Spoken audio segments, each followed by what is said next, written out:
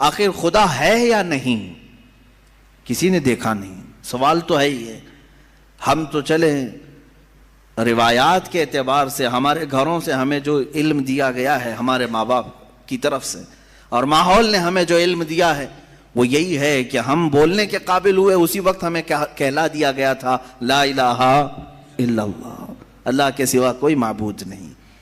ہمیں اللہ کے وجود کا بہت بچپن میں ہی علم دے دیا گیا، لیکن ہم بڑھتے بڑھتے اب زمانے کو دیکھنے لگے تو پتہ چلا کہ یہاں بہت سارے دہریے بھی ہیں، ایتھیسٹ ہیں، جو خدا کا ہی انکار کرتے ہیں کہ خدا ہے ہی نہیں، کوئی دین ہے ہی نہیں۔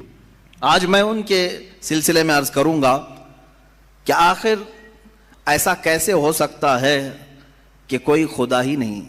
یہ اور بات ہے کہ ایک ہے، دو ہے، کون ہے، اس پر الگ بحث، لیکن جن لوگوں نے کہا ہے ہی نہیں تو مجھے تعجب ہوتا ہے کہ آخر عقل تمہاری ہے یا نہیں؟ عقل سے اگر سوچو گے تو پھر تمہیں مجبوراً کسی نتیجے پر جانا ہوگا۔ امام اعظم ابو حنیفہ رضی اللہ تعالیٰ عنہ دہریوں کے لیے کھلی تلوار تھے۔ دہریہ کس کو کہتے ہیں؟ جو خدا کا ہی انکار کرتا ہے، یعنی کوئی نہیں ہے، نہ بھگوان ہے نہ خدا ہے، کوئی چیز ہے ہی نہیں، ہم خود سے چل رہے ہیں۔ امام اعظم رضی اللہ تعالیٰ عنہ کی بارگاہ میں ایک جماعت آئی ملحدین کی، اور وہ تلواریں لے کر کے ہی آتے تھے کہ موقع پا کر کے انہیں قتل کر دیں۔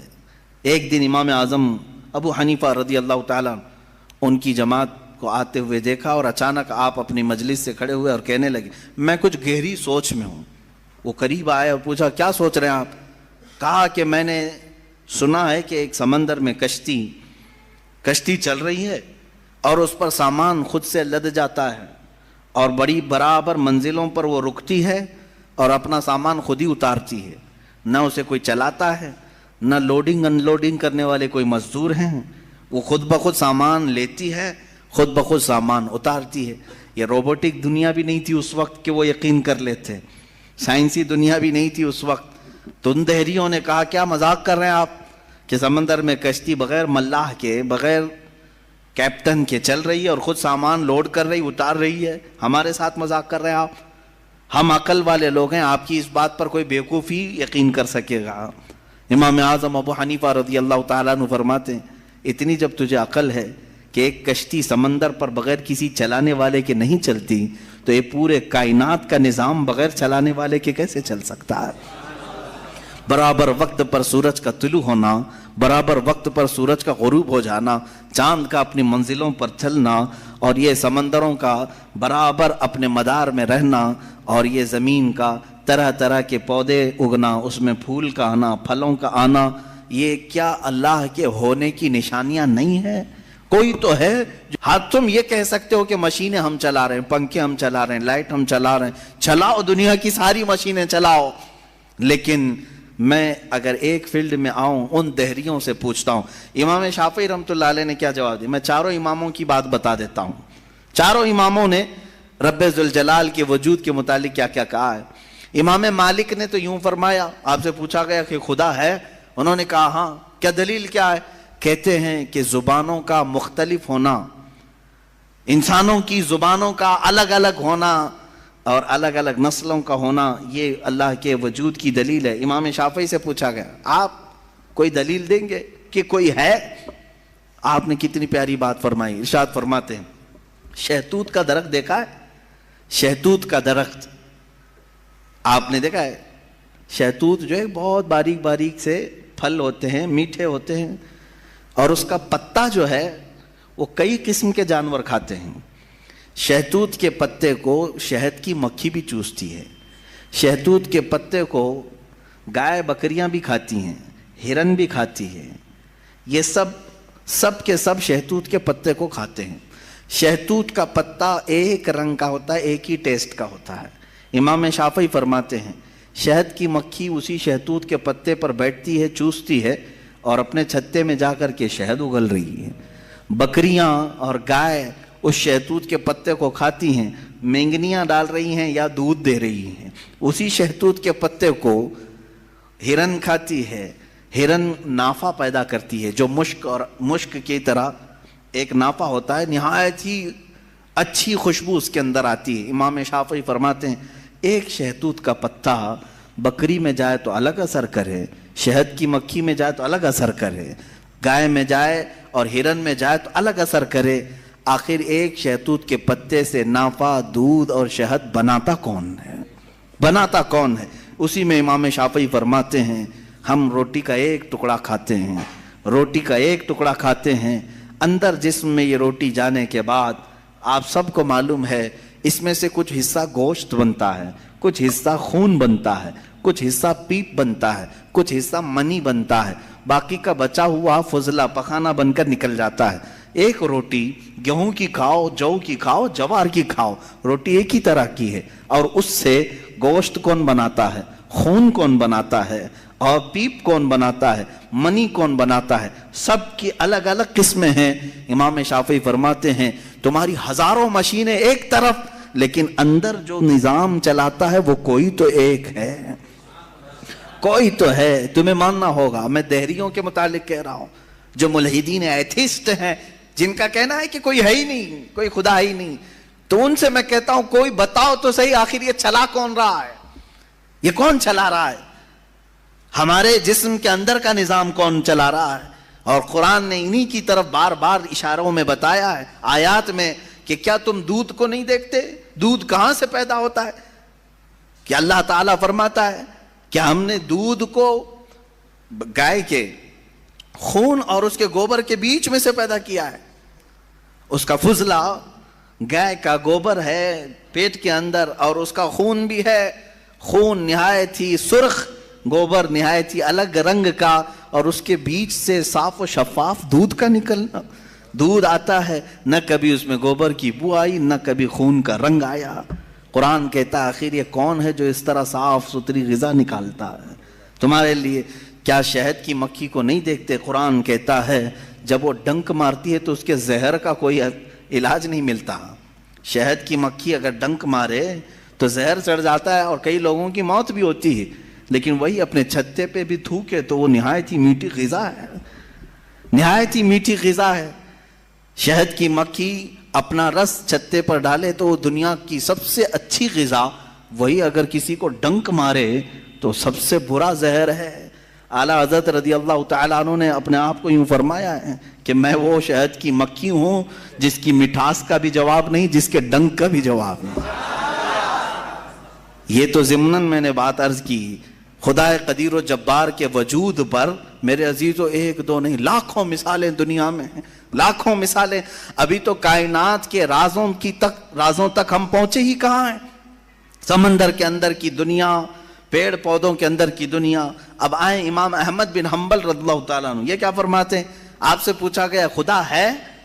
کوئی دلیل ہے آپ کے پاس؟ کہتے ہیں میں تمہیں بتاتا ہوں، ایک قلعہ ہے، ایک قلعہ ہے ایسا کہ چاروں طرف سے بند، نہ ایک سوراخ جانے کا راستہ، نہ اس پہ کھڑکی، نہ دروازہ، کچھ بھی نہیں، ہوا تک نہیں جا سکتی، ہوا تک نہیں جا سکتی، پورا بند ہے، اور اندر اس کے نہایت ہی چمکدار موتیوں کی طرح ہے۔ پھر اچانک اس قلعے میں اچھلتا کودتا ہوا ایک جان والا پیدا ہوتا ہے، اور پھر وہ اس قلعے سے باہر آتا ہے۔ امام احمد بن حنبل کی ان باتوں کو سن کر لوگوں نے پوچھا ایسا کیسے ہوتا ہے؟ بند قلعہ، ہوا بھی نہیں جاتی، کوئی سوراخ بھی نہیں، اور اس کے اندر سے کوئی اچانک پیدا ہوتا ہے۔ امام احمد بن حنبل فرماتے ہیں یہ تو روز ہوتا ہے، مرغی کے انڈے میں نہیں دیکھتے۔ مرغی کا انڈا مجھے بتاؤ اس میں کتنی کھڑکیاں ہیں؟ انڈا تو اوپر سے پورا بند ہوتا ہے، ہوا تک نہیں جاتی، لیکن مرغی اس کو گرم کرے۔ اب تو مشینوں میں بھی، اب مشینوں سے بھی ہوتا ہے۔ مجھے یہ بتاؤ انڈے کی زردی اچانک ایک جاندار چوزے کی شکل کیسے اختیار کرتی ہے؟ کون ہے جو اسے چونچ دیتا ہے؟ کون ہے جو اسے پر دیتا ہے؟ اور پھر ہم نے جانوروں کو، پرندوں کو، ہر ایک مخلوق کو دیکھا ہے، ان میں رنگ ایسے بھرے ہوئے رہتے ہیں، دنیا کا کوئی آرٹسٹ بھی اس طرح کے رنگ بھر نہیں سکتا۔ کیا ہم مور کو نہیں دیکھتے؟ طرح طرح کے خوبصورت اس میں ڈیزائن کیے گئے ہیں، ایسا لگتا ہے کہ کوئی قلم لے کر کے ڈیزائن کیا ہے، کوئی برش سے ڈیزائن کیا ہوا ہے۔ نہیں میرے عزیزو، یہ قدرت کی شاہکاریاں ہیں، رب ذوالجلال کی شاہکاریاں، اور تم بے شمار خوبصورت مخلوقات کو دیکھو گے۔ پھر میں ان دہریوں سے پوچھتا ہوں آخر ان تمام کو پیدا کرنے والا کوئی تو ہوگا، کوئی تو ہوگا، تم لاؤ ڈھونڈ کر کے، آخر کون ہے یہ سب پیدا کرتا ہے؟ یہ تو تخلیق، نظریے تخلیق، خدا کو پہچاننے کے 4 نظریے دنیا میں مشہور ہوئے ہیں۔ الہیات، اس کو علم الہیات کہتے ہیں جو میں بیان کر رہا ہوں، تھیولوجی، سائنس کے نظریے سے بھی، یعنی اللہ کو پہچاننے کے لیے، خدا کو ڈھونڈنے کے لیے نظریے بنائے گئے، فلسفیوں نے الگ، سائنٹسٹ نے الگ، علماء ربانیین نے الگ، حکماء نے الگ، سب کے اپنے اپنے نظریے ہیں۔ ہم اللہ رب العزت کو نظریے تخلیق سے واضح کرتے ہیں، لوگوں کے سامنے بتاتے ہیں کہ اللہ پیدا کرنے والا ہے، کیونکہ قرآن پاک میں جگہ جگہ اس نے، اللہ تعالیٰ نے اپنی ربوبیت کا، اپنی تخلیق کا اظہار جو فرمایا ہے وہ یہی فرمایا کہ تم اتنے کمزور ہو کہ ایک مکھی کو نہیں بنا سکتے، ایک مکھی پیدا نہیں کر سکتے، کتنے کمزور ہو، اور وہ رب ذوالجلال ہزاروں کروڑوں مخلوقات روزانہ بناتا ہے، روزانہ انہیں موت بھی دیتا ہے، حیات و ممات اسی کے دست قدرت میں ہے۔ عزیزان گرامی وقار، اللہ تعالیٰ کی بے شمار صفات میں سے مجھے کئی صفات پر عرض کرنا تھا، میں سب سے پہلے اس کے وجود پر آپ کے سامنے یہ دلائل رکھا۔ عام مسلمان بھی کسی دہریے سے کہہ سکتا ہے کہ اللہ کے نہ ہونے پر جو تو اس قدر ناچ رہا ہے، آج ایتھیزم کا بہت زیادہ آج چل رہا ہے، وہ کہتے ہیں کوئی دین دھرم ہوتا نہیں، کچھ نہیں ہوتا ہے، کوئی خدا نہیں ہوتا، دنیا میں ایسے ہی چل رہا ہے۔ مذاق کر رہے ہو، مذاق کر رہے ہو میاں، ابھی تک تو وہ آٹومیٹک گاڑی بھی نہیں آئی بغیر ڈرائیور والے، ابھی تم بول رہے ہو، ابھی تم بول رہے ہو۔ بہرحال دنیا میں کوئی چیز کو بنانے والا ہوتا ہے، آٹومیٹک گاڑی آ بھی گئی تو میری اس دلیل کو یہ مت سمجھ لینا کہ گاڑیاں بغیر ڈرائیور کے نہیں چل سکتی۔ مفتی صاحب نے کہا آپ تھوڑے دنوں کے بعد آنے والی ہے، اس کا مطلب کیا بغیر ڈرائیور کے بھی سب چلتی ہیں؟ میری یہ دلیل اس لیے نہیں ہے، بغیر ڈرائیور والی گاڑی اگر چل بھی گئی تب بھی میں سوال کروں گا کہ اس کو آخر گاڑی کو بنایا کون ہے؟ یہ بنایا کون ہے؟ کوئی تو انسان بنایا ہوگا۔ تو اسی طرح سے ہر چیز کو دنیا کی آپ کو یہ علم لے کر کے جاتا ہے تھیولوجی کا کہ کوئی نہ کوئی اس کا پیدا کرنے والا ہے، بنانے والا ہے۔ فلسفی ان کے ہاں ایک قانون ہے، دور اور مسلسل، یعنی تسلسل، کنٹینیو کوئی چیز ہو نہیں سکتی۔ مثال کے طور پر مجھے پیدا کرنے والا کوئی ہے اور اس کو پیدا کرنے والا کوئی ہے، اس کو پیدا کرنے والا، یہ جو سوچ ہے تسلسل اس کو کہتے ہیں۔ کہیں جا کر کے سٹاپ ہونا پڑے گا، کہیں جا کے سٹاپ ہونا پڑے گا تمہیں۔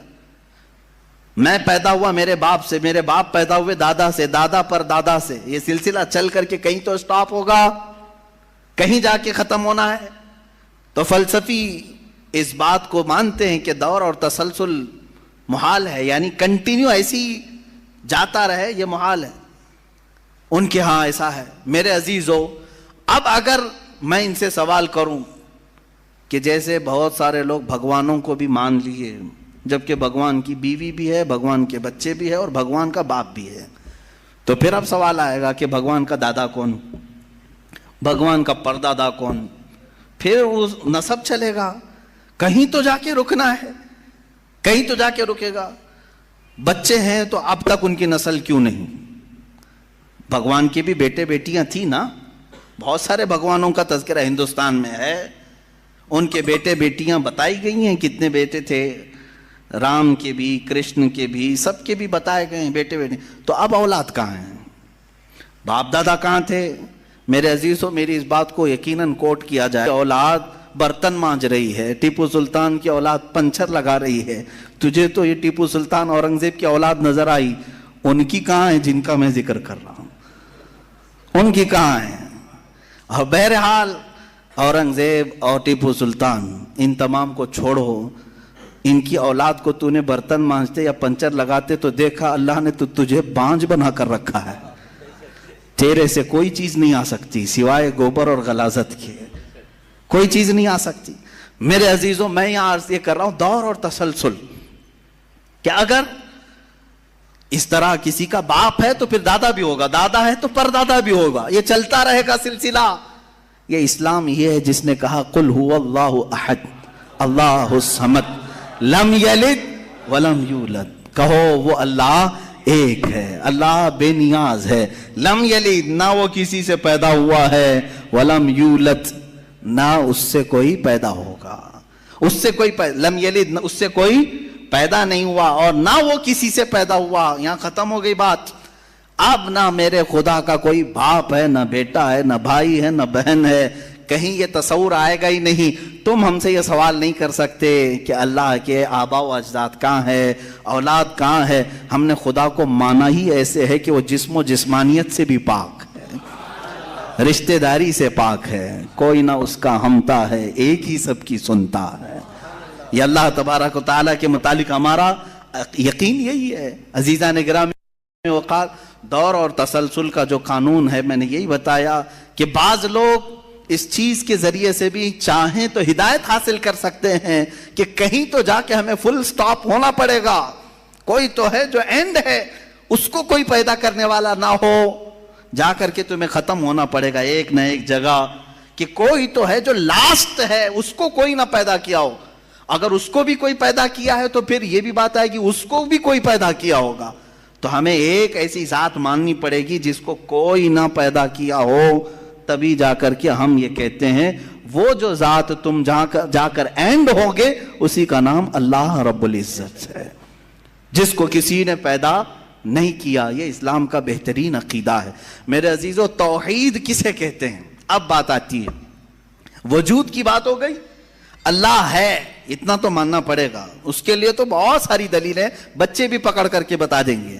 ایک خاتون، ہم نے بچپن میں پڑھا تھا، ایک بوڑھی عورت چرخہ سل رہی تھی، اس سے جا کر کسی نے پوچھا کہ اللہ ہے کہ نہیں ہے، تو اس نے کہا ہے۔ کیا دلیل ہے؟ کہا یہ میرا چرخہ جو سل رہا ہوں اسی یہی دلیل ہے اللہ کی۔ کہا کہ کیسے؟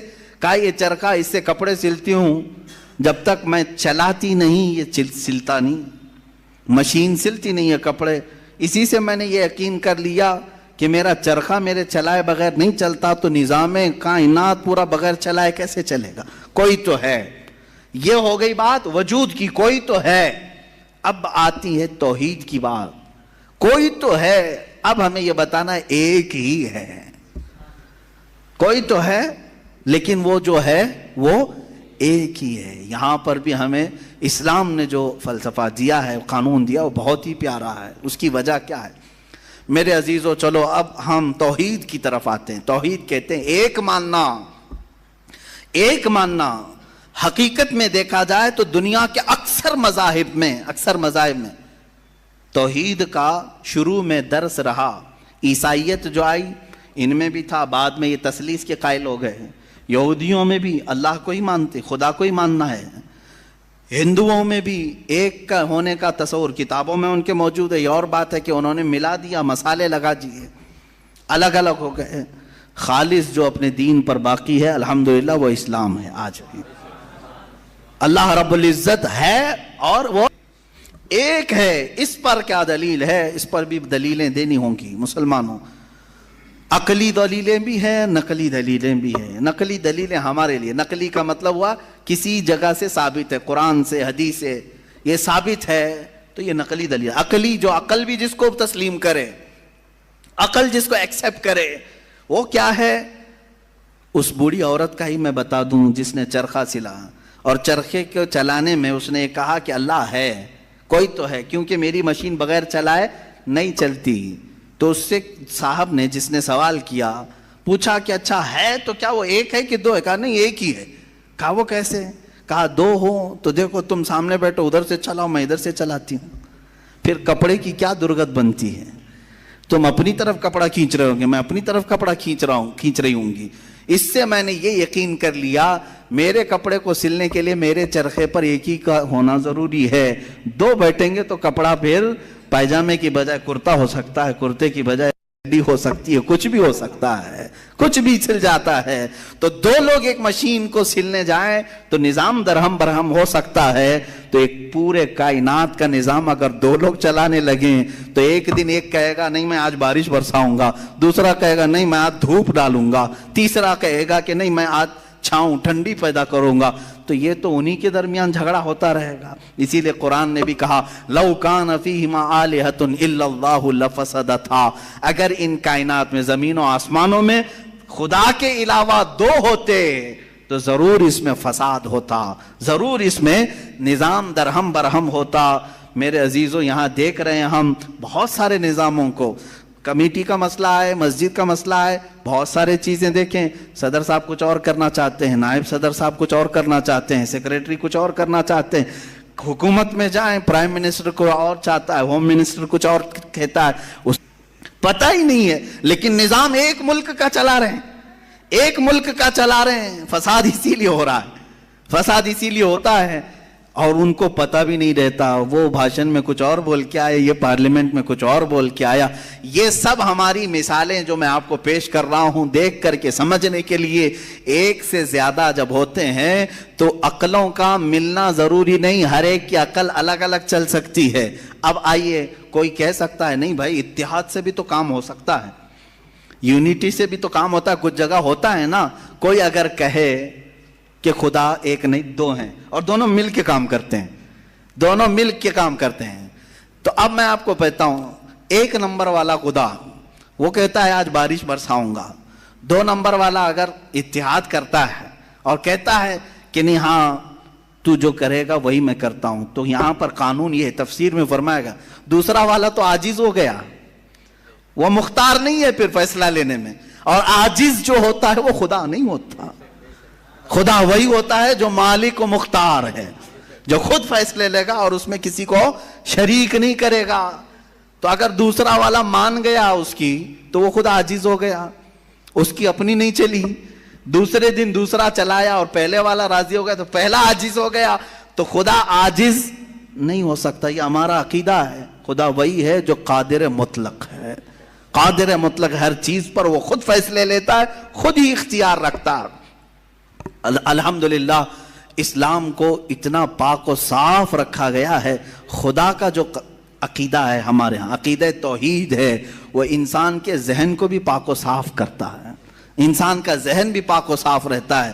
اگر عقیدہ توحید تمہارا ہٹ گیا، میرے عزیزو توجہ چاہتا ہوں، توحید عقیدہ سمجھ گئے، اللہ کو ایک ماننے کا عقیدہ اگر ہٹ گیا تو پھر انسان اتنا ذلیل ہوتا ہے کہ پھر وہ ہر چیز کو خدا ماننے لگ جاتا ہے، چاہے وہ چوہا ہو کہ بلی ہو کہ سانپ ہو کہ مچھر ہو، کسی کے بھی سامنے جھکنے لگ جاتا ہے۔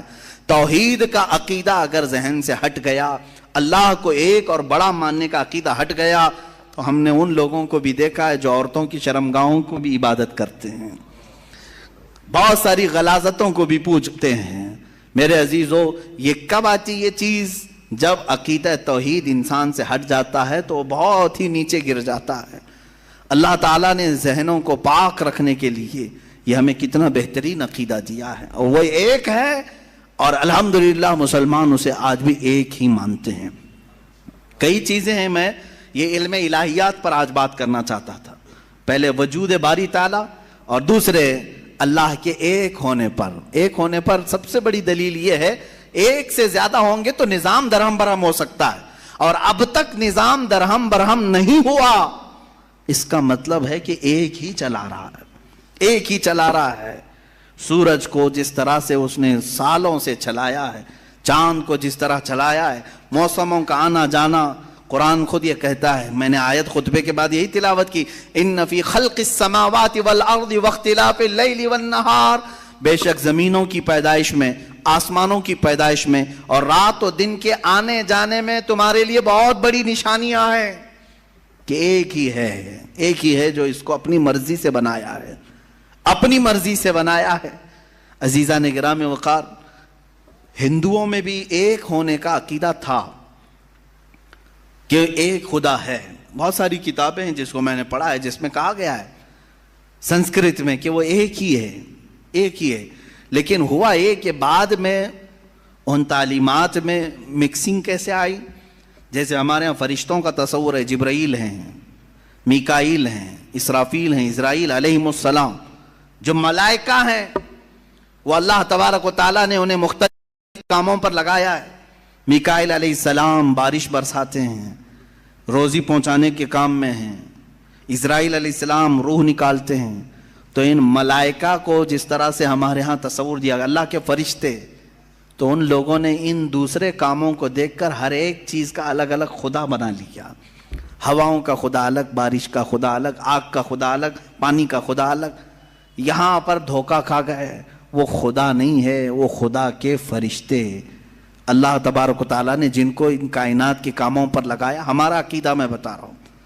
عزیزان گرامی، یہاں پر میں یہ باتیں اس لیے عرض کر رہا ہوں کہ سب سے پہلے وجود باری تعالیٰ اللہ ہے. دوسری چیز وہ ایک ہے. اب تیسری چیز آتی ہے جس کے متعلق آج کے بہت سارے دہریے سائنس کے اسٹوڈنٹ وہ کہتے ہیں اگر ہے مان لیا، ایک ہے مان لیا، دکھتا کیوں نہیں ہے؟ یہ بھی سوال ہے. ہمارا عقیدہ ہے نراکار ہے، اور وہ آکار مانتے ہیں. بعض لوگ ان کے ہاں بھی ہے جو خدا کو نراکار مانتے ہیں کہ وہ نہیں دکھ سکتا. میرے عزیزو، یہ جن لوگوں نے ہم سے سوال کیا کہ پھر وہ دکھتا کیوں نہیں، وہ دکھتا کیوں نہیں، اس کے لیے میں جواب یہ بتاؤں گا کہ اگر انسان جس طرح سے آج پیدا کیا گیا، جتنی اس کے اندر کمزوریاں ہیں، انسان کی آنکھوں میں پورا کا پورا سورج نہیں سما پا رہا ہے. کڑی دھوپ میں سورج کو کیوں نہیں دیکھتے؟ وہ تو دکھ رہا ہے نا. تو دیکھو 1 گھنٹہ دیدار کرو، درشن کرو سورج کی. کیوں نہیں کرتے؟ نہیں کرتے. آپ کے اندر تاب و طاقت نہیں ہے. سورج کروڑوں میل دور ہے، اس کو آپ پورے طور پر اپنی آنکھوں میں نہیں لے پا رہے ہیں. تو یہاں سے تم سب کو پتا چلا کہ میری آنکھیں کمزور ہیں، دنیا کی بڑی چیزوں کو میں سما نہیں سکتا. تو یہ تو سورج کے بارے میں کہہ رہا ہوں جو رب ذوالجلال کی ہزاروں نہیں کروڑوں تخلیقات میں سے ایک ذرہ ہے. اس ایک ذرے کو ہماری آنکھیں نہیں سما پاتی تو پورے کائنات کے خدا کو، رب ذوالجلال کی تجلیات کو کیسے سما پائیں گے؟ آنکھوں میں کیسے اسے سما سکتے؟ اسی لیے اللہ نے قرآن میں فرمایا لا یدرکہ الابصار، اس کو کوئی آنکھ گھیر نہیں سکتی. وہ کیوں؟ سوال بھی تو ہے کہ اگر گھیر لے آنکھیں، ہو کیا جاتا اگر اللہ کو دیکھ لیتے؟ تو اس کے متعلق فلسفی طور پر بھی اور اسلامی طور پر بھی میں بتاؤں. میرے عزیزو، عقیدہ ہمارا یہ ہے کہ اللہ، اس کا کوئی سائز نہیں، اس کا کوئی سائز نہیں. اتنا چوڑا، اتنا اونچا، اتنا لمبا، اتنا چھوٹا، یہ چیز ہے نہیں. ہم اس کو مان نہیں سکتے. تو جب آنکھوں میں تمہارے کوئی چیز آئے گی تو وہ سائز والی ہی آئے گی. کچھ تو سائز ہوگا اس کا، چاہے وہ 100 کلومیٹر والا ہو. اگر آنکھوں میں آ گئی تو سائز بن گیا، اور جس چیز کا سائز بن گیا وہ خدا ہو نہیں سکتا. ہمارے ہاں یہ عقیدہ ہے کہ اللہ تبارک و تعالی جسم و جسمانیت سے پاک ہے، مکان و مکانیت سے پاک ہے. اس کی یہ تمام چیزیں ایسی نہیں جس طرح انسان کی آنکھ، ہاتھ، پیر، منہ، پیٹ، یہ تمام چیزوں سے وہ پاک ہے. وہ جیسا ہے وہ اللہ بہتر جانے. لیکن انسان کی دنیا میں آنکھیں اس چیز کو سما نہیں سکتی، اور جو چیز اس کی آنکھوں میں سما گئی وہ خدا ہو نہیں سکتی. اس کے لیے ایک فارمولا میری طرف سے لے کر کے جاؤ. جس چیز کو بھی دیکھا کسی نے دنیا میں سوائے رسول اللہ کے، میرے آقا صلی اللہ علیہ وسلم ایکسیپشن میں بتا رہا ہوں، حضور کو چھوڑ کر کے پوری کائنات کی بات کر رہا ہوں، جس نے کسی چیز کو دیکھا وہ خدا ہو نہیں سکتا. ام المومنین عائشہ صدیقہ نے بھی فرمایا ہے کہ جس نے بھی یہ کہا کہ خدا کو یہ دیکھا ہے ظاہری آنکھوں سے، کھلی آنکھوں سے، وہ سب سے بڑا جھوٹ بولا ہے. دنیا کا سب سے بڑا جھوٹ بولا اس نے. اب یہ بات میں اس لیے عرض کر رہا ہوں کہ ہو سکتا ہے تمہارے تک بھی آ جائے وہ بھیجے میں خدا دکھانے والے پیر صاحب. ہاں، کچھ لوگ خدا کو دکھا کر کے مرید کرانا چاہتے ہیں اور تانا مارتے ہیں، ارے میاں ہم تو دکھا کے مرید کرتے ہیں. دکھا کے کس کو؟ بکرے کے بھیجے میں دکھا کر کے. میاں ان کو یہیں خدا مل رہا تھا معاذ اللہ رب العالمین. کلیجے میں نہیں، پھیپڑے گردے میں نہیں. جس چیز کے کھانے کا شوق پیر صاحب کو ہوا وہاں خدا دکھانا شروع کیا. نعوذ باللہ من ذالک، استغفر اللہ.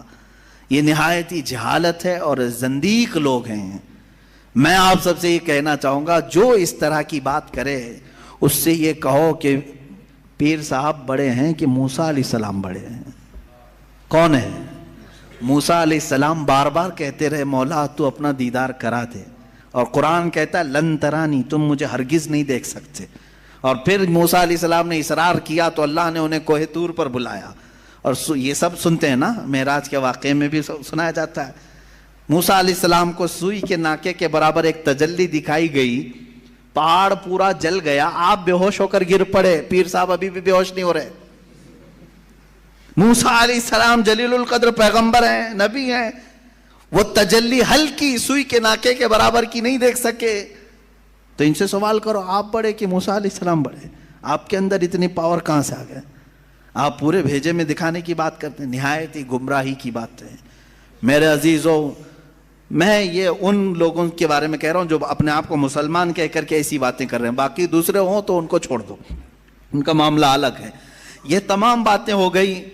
میں نے 3 چیزیں آپ کے سامنے عرض کی. وجود باری تعالی، اللہ ہے، اور اگر ہے تو ایک ہے، اور ایک ہے تو وہ نظر نہیں آتا، دکھتا نہیں. یہ 3 عقیدے اسلام کے بنیادی عقیدے ہیں. بنیادی عقیدے ہیں، ان میں ذرا برابر بھی ٹس سے مس ہوئے تو تمہارا ایمان چلا جائے گا. یہاں سے گمراہیوں کے دروازے کھلتے ہیں. جنہوں نے خدا کے وجود کا انکار کیا وہ ملحد ہو گئے، جنہوں نے اسے ایک سے زیادہ مانا وہ مشرک ہو گئے، جنہوں نے اس کو دیکھنے والا سمجھا وہ گمراہ ہو گئے. صحیح عقیدہ یہی ہے جو سورہ اخلاص میں اللہ نے فرمایا قل هو اللہ احد. محبوب آپ فرما دے وہ اللہ ہے، ایک ہے. اللہ الصمد، وہ بے نیاز ہے، اللہ بے نیاز ہے. لم یلد ولم یولد، اس سے کوئی پیدا نہیں ہوا اور نہ وہ کسی سے پیدا ہوا. ان معاملات کے بعد آؤ میرے عزیزو اس رب ذوالجلال کی کچھ صفات کی طرف میں آتا ہوں. رب ذوالجلال رحمان بھی ہے، رحیم بھی ہے، کریم بھی ہے، غفار و ستار و قہار و جبار بھی ہے. اس کی 99 صفات پر اگر ہم ذکر کرتے چلیں، روز ایک صفت پر ذکر ہو جائے گا، راتیں تمام ہو جائیں گی. قرآن نے خود کہا ہے دنیا کے سارے درخت قلم بن جائیں اور سمندر سیاہی بن جائیں اور اللہ کی تعریف و توصیف لکھنا چاہیں، سمندروں کی سیاہی سوکھ جائے گی، یہ درختوں کے قلم بنے ٹوٹ جائیں گے. ما نفدت کلمات اللہ، اللہ کے کلمات کو پھر بھی مکمل نہیں کیا جا سکے گا.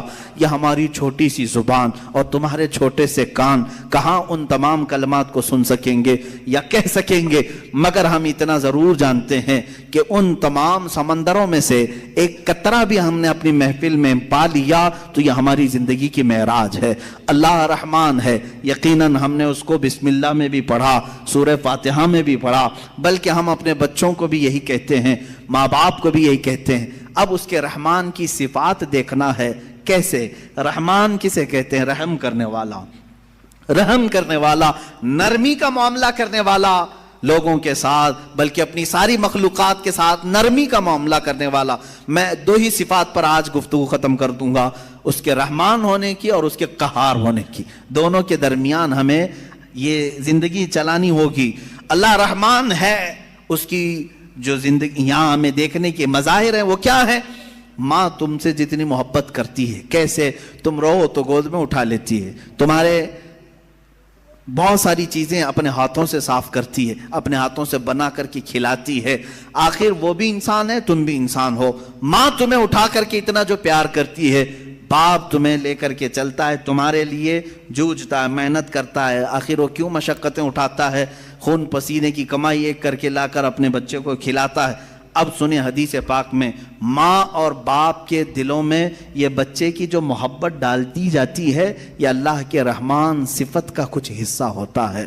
یہ اس کی صفت کا تھوڑا سا حصہ جب اللہ ماں اور باپ میں ڈالتا ہے تو وہ بچوں سے اس قدر پیار کرنے لگ جاتے ہیں. اگر وہ رحمت کی صفت مولا ماں اور باپ کے سینے سے نکال دے تو ہر باپ اپنے بچے کو قتل کرنے پر بیٹھ جائے، ماں اپنے بچے سے دوری اختیار کر لے. ایسا نہیں ہوتا. ماں بوڑھی ہو جائے یا بچہ اس کا بوڑھا ہو جائے، پھر بھی ماں اس بوڑھے بچے کو بھی سینے سے لگاتی ہے، اس کے پسینے دیکھنا نہیں چاہتی، اس کی جبینوں پر خم نہیں دیکھنا چاہتی. یہ ماں کے اندر جو ہلکی سی بھی محبت آپ دیکھتے ہیں، یہ رب ذوالجلال کے رحمان کا اس کے مظاہر میں سے ایک مظہر ہے. اب اندازہ کرو اللہ تبارک و تعالیٰ اپنے بندوں سے کس قدر رحم کا معاملہ فرماتا ہے. آج ہم جو بیٹھے ہیں یہ بھی تو اس کے رحم کا ہی معاملہ ہے, اس کے رحمان ہونے کا ایک بین ثبوت ہے. ہم حضرت ابو بکر شبلی رضی اللہ تعالیٰ, توجہ جاتا ہوں, سلسلہ قادریہ کے بہت بڑے بزرگ ہیں. آپ سے پوچھا گیا کہ حضور سنا ہے کہ آپ کی بہت ساری کرامتیں مشہور ہیں, کوئی کرامت ہمیں بھی دکھائیں.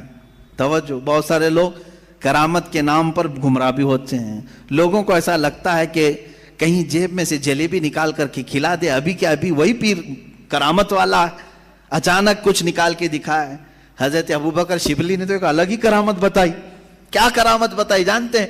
حضرت ابوبکر شبلی فرماتے ہیں میاں ہمارا اس زمین پر زندہ چلنا پھرنا ہی بڑی کرامت ہے. کہا کیوں؟ کہا ہم اتنے گنہگار ہیں کہ زمین پھٹ جائے اور ہم دھس جائیں, پھر بھی زمین نہ پھٹتی ہے نہ ہم دھستے ہیں. یہ اللہ تعالیٰ نے کرامت ہی تو دیا ہے. یہ کرامت تو اللہ نے سب کو دیا ہے.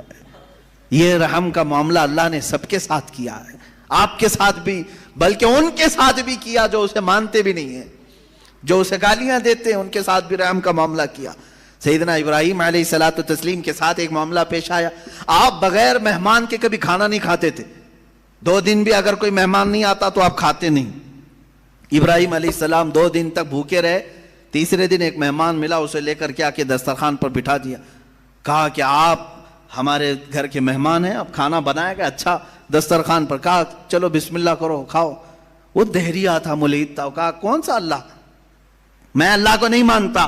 اتنا کہا ابراہیم علیہ السلام کو جلا لایا. آپ نے دسترخوان کھینچ لیا, کہا اٹھو گھر سے, نکلو باہر جاؤ. دسترخوان پر بیٹھا ہوا تھا, اس کو اٹھا دیا. یہ تو شان ہے انبیاء کی.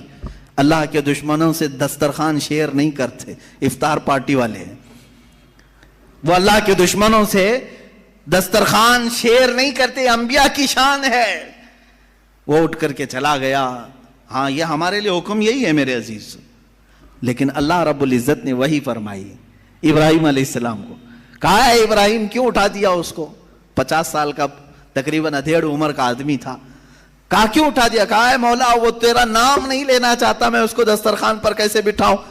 رب ذوالجلال نے فرمایا اے ابراہیم پچھلے 50 سال سے میں اسے ویسے ہی کھلا رہا ہوں, جبکہ وہ کبھی میرا نام نہیں لیا. آج تمہارے دسترخوان پر ایک بار اس نے نام نہیں لیا, تم نے اٹھایا.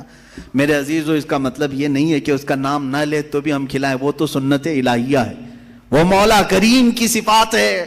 لیکن انسان کے اخلاق تو یہی ہیں کہ انسان اپنے رب سے اگر محبت کرتا ہے تو اللہ رب العزت کے دشمنوں سے کبھی دوستی نہیں کر سکتا. قرآن بھی یہی کہتا ہے یا ایھا الذین آمنوا لا تتخذوا عدوی وعدوکم اولیاء, اے ایمان والو میرے دشمنوں اور اپنے دشمنوں کو دوست نہ بناؤ. یہ انہی آیات میں سے ہے جن 26 آیاتوں میں سے نکالنا چاہتے ہیں. آئیں گے انشاءاللہ, وہ ٹاپک بھی آئے گا انشاءاللہ. قرآن پاک کی جن 26 آیات پر لوگوں کو تو یعنی پیٹ میں مروڑ ہوتا ہے, پیٹ میں مروڑ ہوتے ہیں. ان آیات میں سے ایک آیت یہ بھی ہے, سورہ ممتحنہ کی پہلی آیت ہے. اللہ فرما رہا ہے اے ایمان والو لا تتخذوا عدوی وعدوکم, میرے دشمنوں کو اور اپنے دشمنوں کو اولیاء یعنی دوست نہ بناؤ. میرا رب نے اتنا حکم کیا دیا, ان کو تکلیف شروع ہو گئی. قرآن جو ہے نفرت سکھاتا ہے, قرآن نفرت. یہ تمام انشاءاللہ العزیز زندگی باقی رہی, یہ 26 آیتوں کا جو مضمون ہے یہ ان کی کتابوں سے بھی میں نکال کے دکھاؤں گا. سیم ٹو سیم چیزیں, سیم ٹو سیم چیزیں وہاں پر بھی موجود ہیں. تو پیدا کرو کسی اور وسیم گندے رافضی کو جو وہاں سے بھی نکال سکے. عزیزان گرامی وقار, بات میں عنوان سے ہٹ نہ جائے اس لیے میں عرض کروں گا, وہ رب ذوالجلال رحمان ہے اور اس کے رحم کا معاملہ تو ہے, اس کے رحم کا معاملہ ہے کہ آج جس طرح سے لوگ ہمیں پیش کرنا چاہ رہے ہیں کہ یہ ایک ڈراؤنی شکل ہماری بنا کر کے, اسلاموفوبیا یعنی مسلمانوں سے لوگوں کو ڈرانا, یہ اگر تمام دوسرے قوموں کی طرح بھی ہو جاتے تو میرے عزیزو یہ سب کا جینا حرام کر کے رکھتے. ہمارے ہاں آخرت کا تصور ہے, ہمارے ہاں رب ذوالجلال کو جواب دینے کا تصور ہے, ہمارے ہاں اللہ رب العزت کے دیکھنے کا تصور ہے کہ وہ ہر گھڑی ہمیں دیکھ رہا ہے. یہ تمام تصورات لے کر کے مسلمان جی رہا ہے. تم کہہ رہے ہو یہ آتنکوادی ہے, دہشت گرد ہے, اور جو اس طرح سے کر رہا ہوگا اس کا تصور ختم ہو چکا ہوگا. ہمیں تو اللہ رب العزت کے ہونے کا اتنا احساس ہے کہ رات کے اندھیرے میں بھی ہم ڈرتے ہیں کوئی ایک گندی تصویر بھی دیکھنے کے لیے، جبکہ کوئی نہیں دیکھ رہا ہے، اس لیے کہ مسلمان اس عقیدے کے ساتھ جیتا ہے کہ اللہ لا الہ الا هو الحی القیوم لا تأخذہ سنۃ ولا نوم۔ مسلمان اس عقیدے کے ساتھ جیتا ہے، وہ اللہ ہے جو حی ہے اور قیوم ہے، اسے نہ اونگ آتی ہے نہ نیند آتی ہے۔ یعلم خائنۃ الاعین وما تخفی الصدور، تمہاری آنکھوں کی خیانت کو بھی وہ دیکھ رہا ہے، تمہارے دلوں کے گزرنے والے حالات سے بھی وہ واقف ہے۔ ہم اس تصور کے ساتھ، اس عقیدے کے ساتھ جی رہے ہیں۔ بہرحال میرے عزیزو، اس کے رحمان کی صفات بے شمار ہیں، بے شمار ہیں، اور اس کے کام حکمت کے ہوتے ہیں۔ بعض لوگوں کو ایسا لگتا ہے کہ نہیں وہ رحمان ہے، رحمت تو کر رہا ہے، میرے ساتھ تو نہیں ہو رہا ہے، میرے ساتھ تو نہیں ہو رہا ہے، میں تکلیفوں پہ تکلیفیں اٹھاتا ہوں۔ میرے عزیزو، صبر نہیں کرتا انسان اور اس طرح کی باتیں کر جاتا ہے، یا ایسا ہی گھبرانے والا آدمی ہے جیسے کوئی ٹرین سرنگ میں جائے، ٹنل میں جائے تو کچھ جو باولے لوگ ہوتے ہیں اچھل کود کرنے لگ جاتے ہیں۔ کبھی ٹرین کا سفر کیا آپ نے؟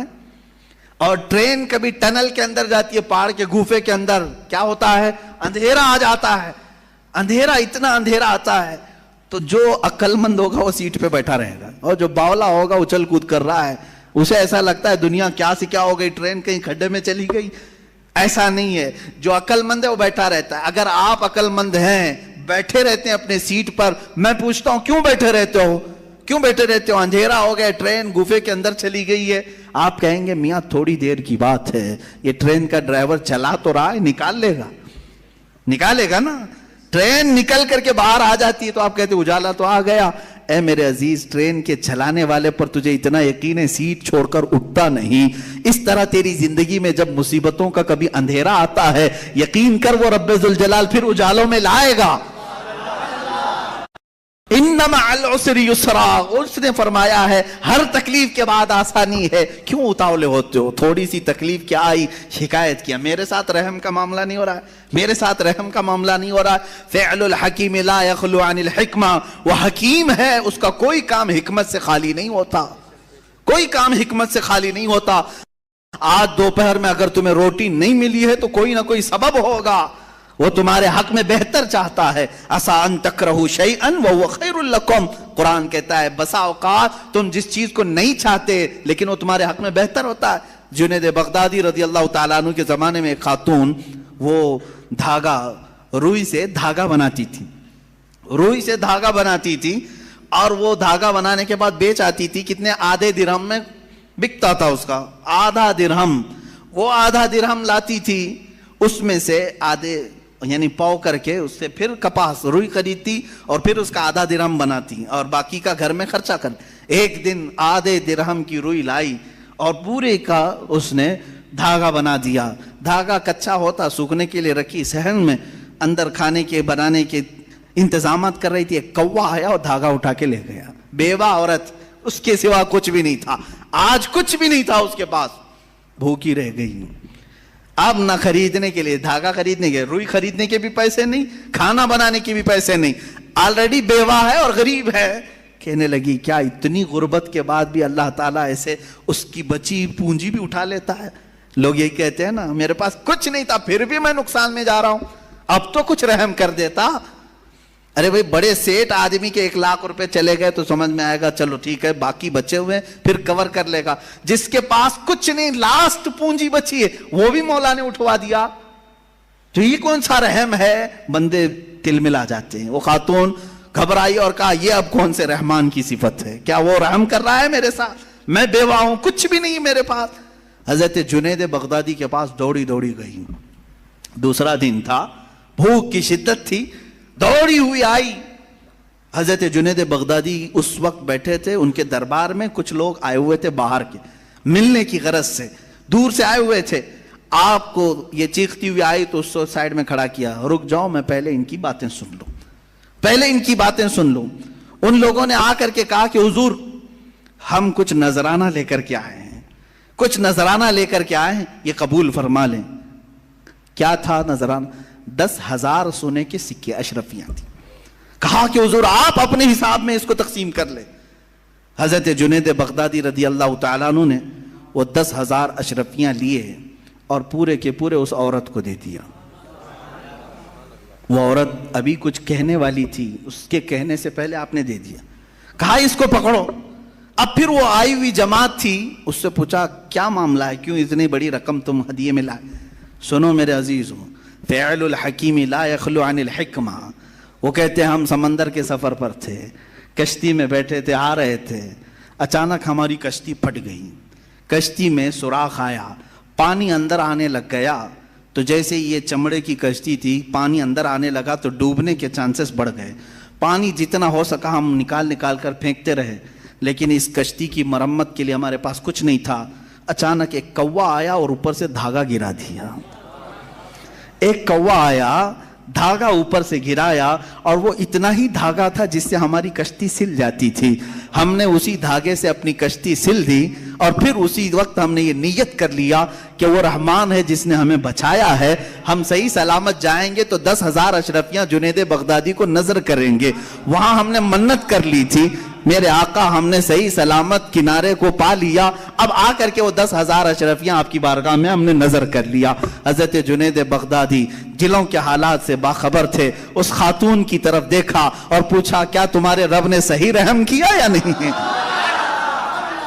تمہارے آدھے درہم کو کوے سے اٹھوا کر بدلے میں 10,000 اشرفیاں دیتا ہے، اسی کا نام رحمان ہے. وہ رحمان ہے. بندہ گھبراتا ہے، کہتا ہے ایسے کیسے ہوگا، میرے پاس کچھ بھی نہیں تھا پھر بھی اٹھا لیا. انتظار تو کرتا، شکر تو کرتا، یقیناً وہ مولا تجھے اس سے بہتر چیز لوٹاتا. یہاں تک کہ حدیثوں میں کسی کا بچہ بھی اگر انتقال کرتا ہے، مولا تعالیٰ فرشتوں سے پوچھتا ہے تم نے اس کے بچے کو لایا، کیا کہہ رہا تھا میرا بندہ میرے بارے میں؟ فرشتے کہتے ہیں مولا وہ تیرا شکر بجا لا رہا تھا، کہتا تھا انا للہ و انا الیہ راجعون. مولا فرماتا ہے لکھ دو اے فرشتوں، اس سے بہتر نسل اسے عطا کروں گا، اس سے بہتر اسے خوبصورتیاں جنت میں عطا کروں گا. وہ جب بہتر کرنے والا ہوتا ہے تب تمہیں آزمائش کے دور سے گزارتا ہے. یہ رحمان ہے، یہ اس کی صفت ہے. بہت ساری مثالوں کی ضرورت ہے میرے عزیزو. وقت کی تنگی دامنگیر ہے، وقت عشاء قریب ہے. ہمیں جو وقت ملا ہے مولا اس میں بھی رحمت عطا فرما ہے، اور پھر آگے چل کر کے ہم انشاءاللہ ان گفتگوؤں کو اور طوالت دے سکیں، لمبی کر سکیں. اب ایک اور چیز، اس کے رحمان ہونے کے ساتھ ساتھ اس بات کا یقین بھی رکھو کہ وہ قہار بھی ہے. وہ قہار ہے. قہار کا مطلب ہوتا ہے سخت پکڑ کرنے والا. سخت پکڑ کرنے والا جب وہ سختی کرنے پر آئے تو پھر تم ہاتھ پیر ہزار ہلا لو بچ نہیں پاؤ گے. الہی انت یا قاہر العدو ذا البطش الشدید انت الذی لا یطاق انتقامہ. بزرگوں نے فرمایا یہ دشمن کو ایسی سخت پکڑ کرنے والا ہے کہ جس کی پکڑ کی برداشت کسی کے اندر نہیں ہے، کسی کے اندر نہیں ہے. اگر وہ پہاڑوں کو حکم دے دے تو وہ اپنے پھٹ کر کے ریزہ ریزہ ہو جاتے ہیں. اب میرے عزیزو یہ قہار کی صفت مجھے بیان کرنا اس لیے تھا آج کہ اس کے مظاہر آج دنیا میں نظر آ رہے ہیں. آج رب ذوالجلال کی پکڑ اور اس کے قہر کی نشانیاں نظر آ رہی ہیں. لوگوں کو جلتے دیکھا، لوگوں کو بہتے بھی دیکھا. یہ قہار کی صفات میں کا بہت ہلکا سا حصہ ہے.